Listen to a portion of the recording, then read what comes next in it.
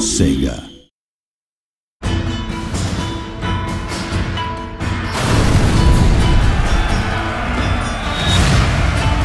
Set during the 19th century, The Fall of the Samurai offers a largely different gaming experience to the original Total War Shogun 2. It's full of explosives, pyrotechnics, it's got lots of fun new units like torpedo ships and Gatling guns. Ships explode left and right, get armor-penetrating shells. We have this huge clash between the modern and the traditional. Effectively, this is a war for the soul of Japan in the modern world.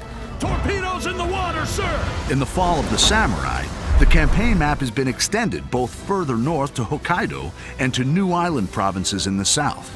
Ultimately, at the end of the Boshin War, the shogunate forces were chased by the imperial forces into Hokkaido, forming the Izo Republic, which was kind of the last stand of the shogunate forces. The campaign map has been reimagined to reflect the new time period, with steam railways making their first appearance in a Total War game.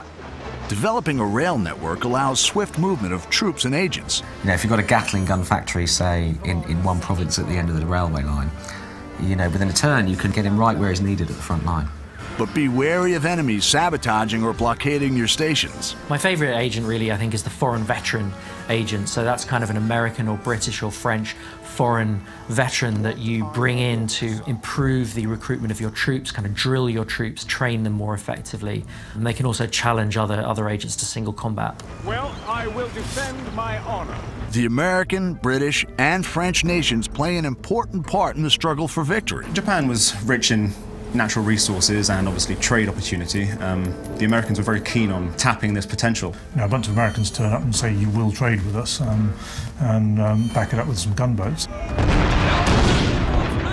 The construction of trading districts for Western powers will give you access to devastating units and advanced technology. The Industrial Revolution and the Enlightenment that took many, many decades in the West gets condensed into 2 or 3 or 4 short decades in Japan. You know, in about 30 years, it's one of the most advanced industrial nations in the world.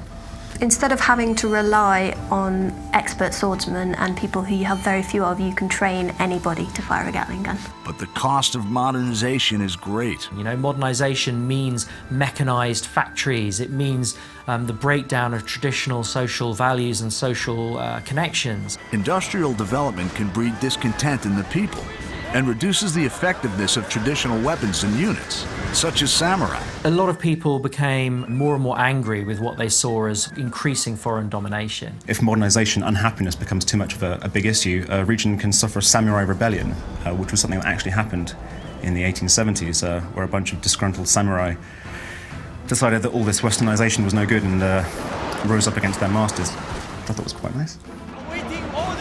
The dynamic clash between the old traditions and the new industrial world is at the heart of The Fall of the Samurai. Like all Total War games, there's no wrong path to victory. Make your own choices, build your legacy, triumph, and dominate Japan.